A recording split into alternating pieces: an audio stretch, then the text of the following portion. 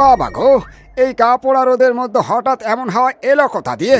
হাওয়ার সাথে সাথে এক্ষুনি আমার মান সম্মানও চলে যাচ্ছিল, কিন্তু আমি মনে হলো কোনো শাকচুন্নির গন্ধ পেলাম।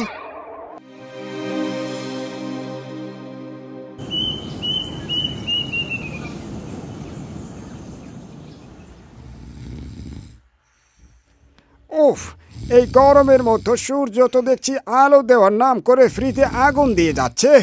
আমার এই দুধের মতন গায়ের রংটা একেবারে তামাটে হয়ে গেল গো।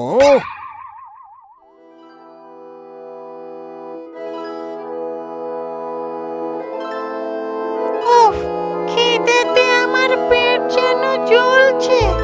এখনকার মানুষজনগুলো কেমন যেন ভয় পায় না আমাকে। এই তো একজনকে পেয়েছি। ওই ব্যাগে কি আছে?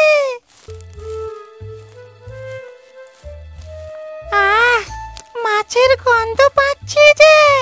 ওই মাছ এখন আমার। ওর হাত থেকে ওই ব্যাগটা আমাকে যেভাবেই হোক ছিনিয়ে নিতে হবে। বাবা গো, এই গা পোড়া রৌদ্রের মধ্যে এই হঠাৎ এমন হাওয়া এলো কোথা দিয়ে? যাওয়ার সাথে সাথে এক্ষুনি আমার মান সম্মানও চলে যাচ্ছিল, কিন্তু আমার মনে হলো কোথাও যেন কোনো শাকচুন্নির গন্ধ পেলাম। ঠিক ধরেছিলাম, আমার জামা কাপড় নিয়ে টানাটানি বের করছি আমি।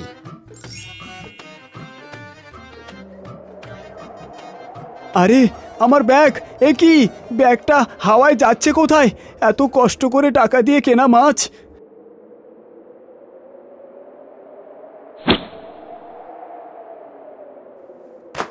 ভাগ্যিস ব্যাগটা নিচে পড়লো, নইলে মেয়েটাকে আর মাছ খাওয়ানো হতো না।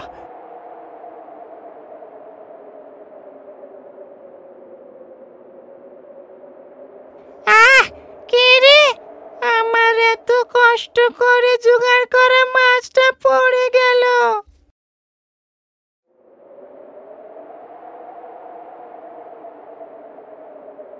তার আগে তুই বলতো, আমি তোর কোন পাকা ধানে মই দিয়েছি?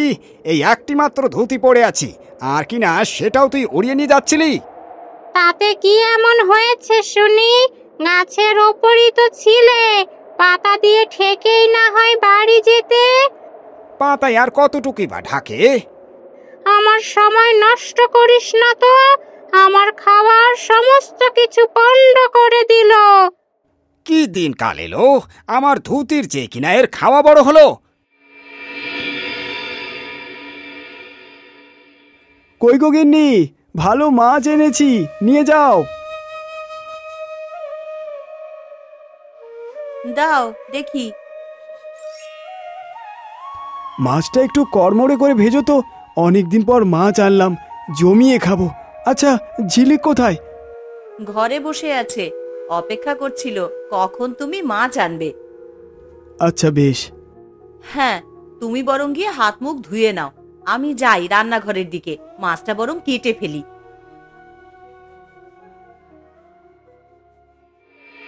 কাঁচা মাছ খেতে পারি না তো কি হয়েছে?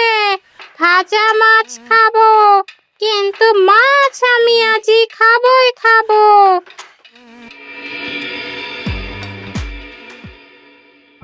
না না, এই সুযোগে ঘর থেকে বের না করলে আর মাছ খাওয়া হবে না আমার। কই গো গিন্নি, গামছাটা একটু দাও। হ্যাঁ যাই।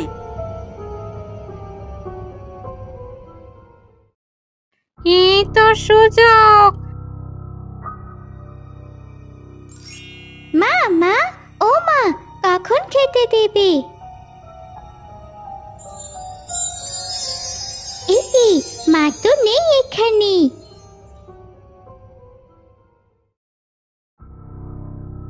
কি রে, কি হয়েছে? তুই এখানে কি করছিস? মা, আমার খিদে পেয়েছে। চল খেতে দিচ্ছি, ভাত হয়েই এসেছে, মাছ ভাজা দিয়ে খাবি চল। আমার মাছ খাওয়া হলো না, সব পণ্ড হয়ে গেল। ওই মেয়েটা এমন সময় চলে এলো, এদিকে খিদেতে আমার পেট জ্বলছে।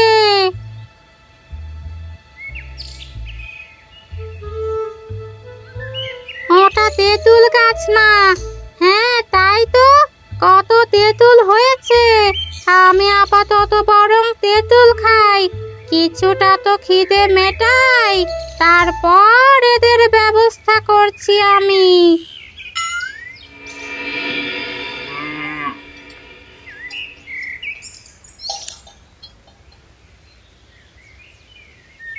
এই তো ওই মেয়েটা বেরিয়েছে, ওকে মজা দেখাবো আমি। আমাকে মাছ খেতে দেয়নিও। মা, ও মা, উফ, কি লাগছে।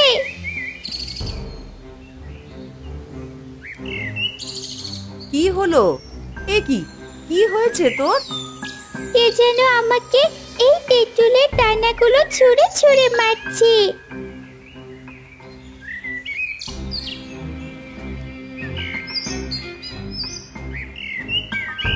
কই, কেউ তো নেই। তুই আয়, আমার সাথে ঘরে আয় তো।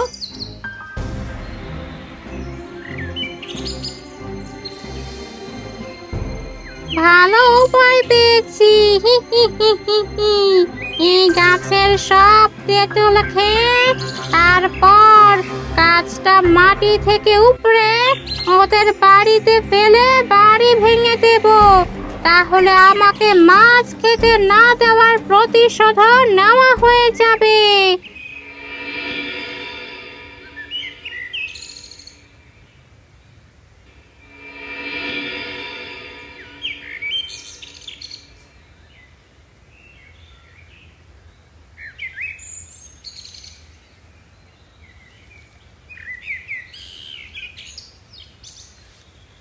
হ্যাঁ গো, গাছে তো তেঁতুল যেন দিন দিন কমে যাচ্ছে।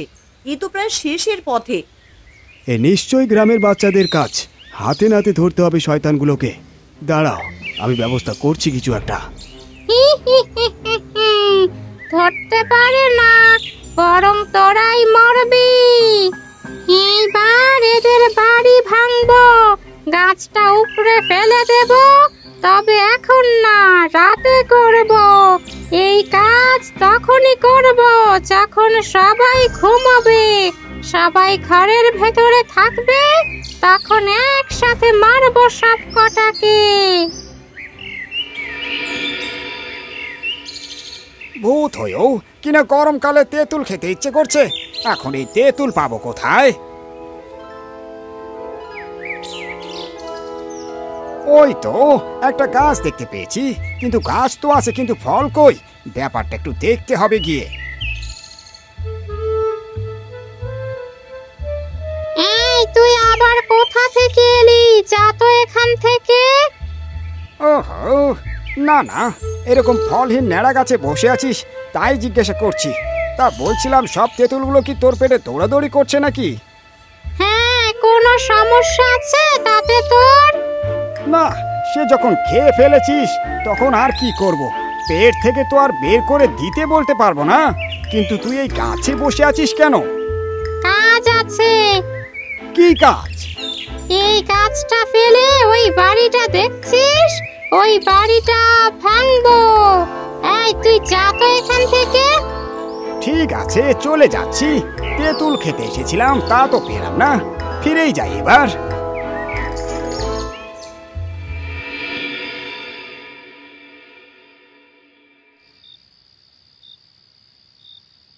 এত দেরি করলি কেন বাড়ি ফিরতে? যা, হাত মুখ ধুয়ে নে। রাজিয়ার মা তেঁতুলের আচার চাইছিল। কিন্তু গাছে তো একটাও তেঁতুল নেই রে মা। তুই বরং বলিস এইবারে তেঁতুলের আচার বানাতে পারিনি।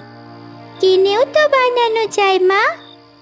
তেঁতুলের অনেক দাম, কিনে বানিয়ে আমাদের পোষাবে না রে। এমনিও এইবারে অনেক আচার নষ্ট হয়েছে, অনেক টাকার ক্ষতি হয়েছে, আর টাকা খরচ করা যাবে না। ঠিক আছে, আমি বরং তাহলে কালকে বলে দেব আমাদের কাছে তেঁতুল নেই। হ্যাঁ, তুই বরং তাই বলে দিস। ইস, গাছের তেঁতুলগুলো থাকলে কত ভালো হতো।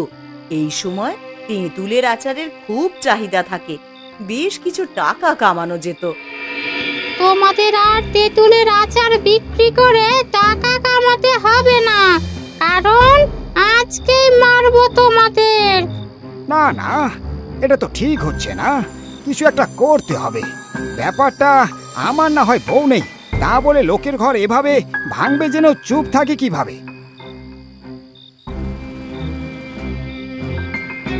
এই তো ভালো উপায় পেয়েছি।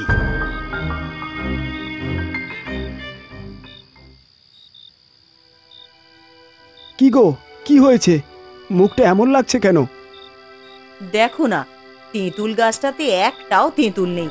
ঝিলিক বিকেলে বলছিল রাজিয়ার মা নাকি তেঁতুলের আচার চেয়েছে। কোথায় যে গেল কে জানে তেঁতুলগুলো? কিছুই বুঝতে পারছি না, কি বলি বলো তো। তুমি মন খারাপ করো না, অন্য আচার বিক্রি করে ঠিক লাভ তুলে নেব আমরা, দেখো। হ্যাঁ, সে তো তুলতেই হবে, নইলে সংসারটাই যে চলবে না গো। এর মধ্যে আবার মাছ কিনে তুমি আবার সেদিন কতগুলো টাকা নষ্ট করলে। ওই রকম বলো না, মেয়েটা খেতে চেয়েছিল তাই কিনে এনেছিলাম। এইসব বাদ দাও, সব ঠিক হয়ে যাবে, তুমি চিন্তা করো না। রাতও অনেক হয়েছে। হ্যাঁ, চলো খেতে দিই তোমাকে, সকালে আবার তাড়াতাড়ি উঠতে হবে। মেয়েটা খেয়ে ঘুমিয়ে পড়েছে। তোমরা সব মরবে আজ। আজকে এই গাছে আমার শেষ দিন। আর একটু রাত হোক, তারপর গাছটাকে তুলে ফেলবো। এই তুই আবার আমার কাজের সময় এখানে এসেছিস কি করতে? আরে আরে, শান্ত শান্ত, আমি তো ভালোর জন্য এলাম। দুপুরে তেঁতুল খুঁজে একটু আচার করেছিলাম, তাই ভাবলাম নিয়ে আসি তোর জন্য। হঠাৎ এত দরদ উঠলো আমার উপর। ঠিক আছে ঠিক আছে, নে তো আচারটা খা এবার। কি? গাছের তেঁতুল তো কখন খেয়ে ফাঁকা করে ফেলেছি, খিদেও পেয়েছে এখন। সুযোগ যখন পেয়েছি, আচারটা খেয়ে নি, কিছুটা তো খিদে মিটবে।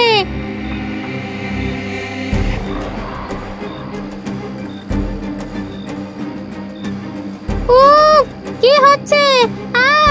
আমার গলা চলে যাচ্ছে। এটা তুই কি এনেছিস? কেন, কি আবার আনবো? ওই তো আচার বানিয়েছি বেশ ভালো করে, জমিয়ে একটু কাঁচা হলুদ, তুলসী পাতা আর ওই গঙ্গার জলও দিয়েছি, সেটাই এনেছি তোর জন্য। না, তুই কি না আমার এত বড় সর্বনাশ করলি আমাকে শেষ করার জন্য? না! যা বাবা, এই আচার বানাতে গিয়ে আমার হাত জ্বলল, আগে তো পুরো নিজেই চলে গেল।